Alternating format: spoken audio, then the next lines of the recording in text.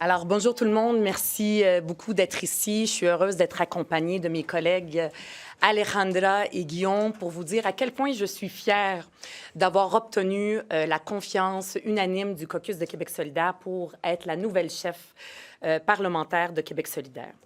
Si je vous ai convié aujourd'hui, c'est pour vous faire 3 annonces. Tout d'abord, je vais vous présenter notre porte-parole par intérim, Guillaume, que vous connaissez très bien, qui n'a pas besoin de présentation. Par la suite, je vais vous informer de la date de l'élection du prochain porte-parole de Québec solidaire. Et finalement, je vais vous parler de l'avenir du parti et des priorités que je vais porter jusqu'en 2026.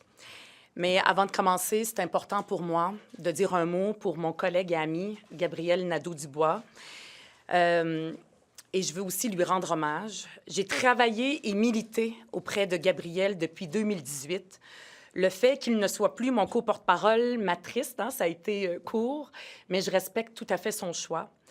Il a énormément contribué à amener Québec solidaire là où il est aujourd'hui, à en faire un parti d'opposition respecté, une vraie alternative progressiste et crédible au Québec. Gabriel, merci pour tout ce que tu as fait. Je suis fière et honorée d'avoir partagé toutes ces luttes avec toi. Et je te garantis une chose, on va continuer le combat. Et d'ailleurs, je suis heureuse que tu aies accepté et que tu veuilles continuer à honorer le mandat que tes électeurs et électrices de Gouin t'ont donné et que tu continues donc à être député. C'est tout en ton honneur et par le fait même, donc, tu restes avec nous dans le caucus de Québec solidaire et ça me rend très heureuse. Merci, Guillaume. Merci d'avoir accepté d'être mon porte-parole par intérim.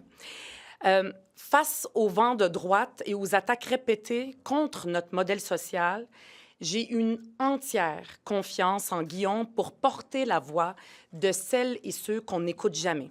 Depuis son élection, Guillaume porte avec brio des sujets difficiles, complexes et cruciaux. Le voir assurer ce rôle d'intérim au porte-parole-là, c'est une bonne nouvelle pour Québec solidaire, mais c'est aussi une bonne nouvelle pour les Québécoises et les Québécois. Pour ce qui est du prochain porte-parole de Québec solidaire, il sera choisi par les membres au congrès prévu du 7 au 9 novembre prochain. Toutes les modalités de la course vont être annoncées prochainement. J'ai déjà très hâte de découvrir qui va partager avec moi ce mandat important. Je veux parler à nos membres, à nos militantes et militants, à nos électeurs et électrices et à toutes les personnes qui ont à cœur le progrès social au Québec. Je sais leurs inquiétudes, leurs sentiments d'insécurité, leurs besoins de trouver des solutions. Je les partage. Je veux les rassurer. Je veux opposer l'espoir au découragement, l'action à la résignation. Je lance un appel à tous les progressistes du Québec pour construire un monde plus juste, pour bâtir un Québec vert, pour créer un pays qui ne laisse personne derrière. Québec solidaire, c'est votre maison. Aujourd'hui, on est à la croisée des chemins.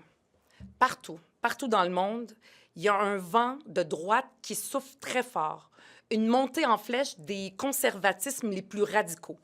Face à ça, les partis progressistes, je l'admets, cherchent leur voie. Nous-mêmes, vous en avez été témoins, on a vécu une année difficile et Québec solidaire n'est pas aussi audible que ce que j'aurais aimé qu'il soit. Pour reprendre les mots de mon amie Manon Mancé, je pense qu'on doit retrouver notre étoile polaire. Ce qui anime mon engagement politique depuis toujours, vous le savez, vous m'avez souvent entendu en parler, c'est l'amour du Québec et de son peuple qui m'a accueilli à bras ouverts il y a 37 ans. L'amour de son histoire, de sa culture, de sa langue, de ses aspirations sociales. L'amour d'un pays où les gens ne se font pas expulser arbitrairement de leur logement, où l'égalité entre les femmes et les hommes est une réalité, où on peut se faire soigner sans s'endetter pendant des années. Cet héritage, ce legs de la Révolution tranquille, a été attaqué progressivement et a été démantelé par la vieille classe politique pendant des décennies. Vous en rappelez peut-être, mais en 2017, Gabriel avait dit que la classe politique des 30 dernières années avait trahi le Québec. En 2025, force est de constater qu'après 7 ans de la CAQ au pouvoir, François Legault n'a pas fait mieux. La classe moyenne n'en finit plus de décliner et de plus en plus de travailleuses et de travailleurs vivent une précarisation sans précédent. Moi, je les connais, ces gens-là qui se lèvent tôt le matin ou qui se couchent tard le soir après leur quart de nuit. Je ne suis pas une politicienne de carrière. J'ai passé 15 ans de ma vie professionnelle dans des usines avec des femmes et des hommes qui élèvent leur famille à la sueur de leur front. Je veux leur dire que je ne les ai pas oubliés. Comme je l'ai fait dans ma carrière professionnelle, j'ai travaillé pour ces hommes et ces femmes, bien, je vais continuer aujourd'hui aussi à travailler pour elles et eux et pour leurs familles.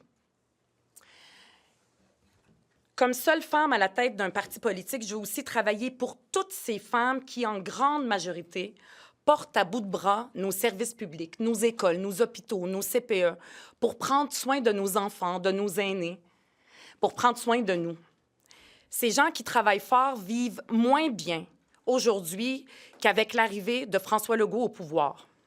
Le logement coûte plus cher, l'épicerie coûte plus cher, les services publics sont à terre et les salaires, bien, ils ne suivent pas. François Legault nous avait promis une troisième voie face à l'affrontement entre les rouges et les bleus. Résultat, on a les pires des deux. On a l'austérité libérale d'un côté, puis on a les chicanes identitaires péquistes de l'autre. Face à ce constat, Québec solidaire doit se concentrer sur un objectif clair, simple, incontournable pour un parti de gauche. Je veux que Québec solidaire soit la voix des travailleuses et des travailleurs qui font partie d'une classe économique qui décline.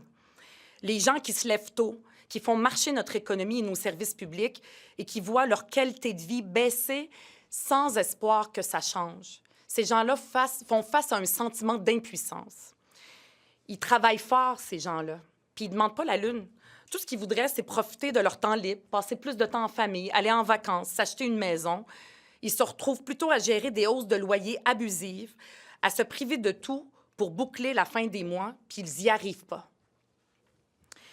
Je veux aussi parler à ceux et celles dont les emplois sont menacés par les tarifs de Trump et les coupes de Legault. Vous avez essayé les libéraux, vous avez essayé le Parti québécois, vous avez essayé la CAQ et vous ne voyez toujours pas la lumière au bout du tunnel. À tous ces gens, je dis ceci. Québec solidaire est le seul parti qui porte votre voix, qui se bat pour vous, pour votre sécurité économique et qui veut réellement s'attaquer à vos problèmes. La promesse que je fais aujourd'hui, c'est que les travailleuses et les travailleurs seront au sommet de la liste des priorités d'un gouvernement solidaire, bien au-dessus des Northvolt, des Stablex ou autres obsessions anti-woke. Pendant que François Legault, lui, travaille pour les élites et les grandes fortunes, nous, à Québec solidaire, on est là pour les gens qui en arrachent et qui, pour vivre et survivre, s'endettent. C'est dans ce sens-là que j'ai demandé la confiance du caucus de Québec solidaire qui m'a nommé chef parlementaire pour continuer de talonner à tous les jours François Legault sur son abandon des travailleuses et des travailleurs. Je veux porter la voix de toutes celles et ceux qui souffrent de leur situation économique, parce que si ce n'est pas Québec solidaire qui le fait, bien, il n'y a personne d'autre qui le fera. Cette bataille pour les travailleuses et les travailleurs du Québec, pour des solutions à la crise du coût de la vie et au délabrement de nos services publics, ce sera désormais ça, notre étoile polaire à Québec solidaire. Merci. Est-ce que c'est le programme de Ruba Gazal ou de Québec solidaire qu'on vient d'entendre? Moi, ce que je fais aujourd'hui, c'est que je parle des priorités. Évidemment, à Québec solidaire, on est un parti qui a plusieurs valeurs et engagements. Vous nous voyez aller depuis très longtemps. On est un parti résolument de gauche. Face à l'approche de le rendez-vous électoral en 2026, je veux qu'on soit concentré sur un objectif clair et important, qui est celui de parler avec ces gens avec qui j'ai travaillé toute ma vie, des travailleurs et travailleuses. Et c'est ce que je soumets aujourd'hui comme chef parlementaire aux membres.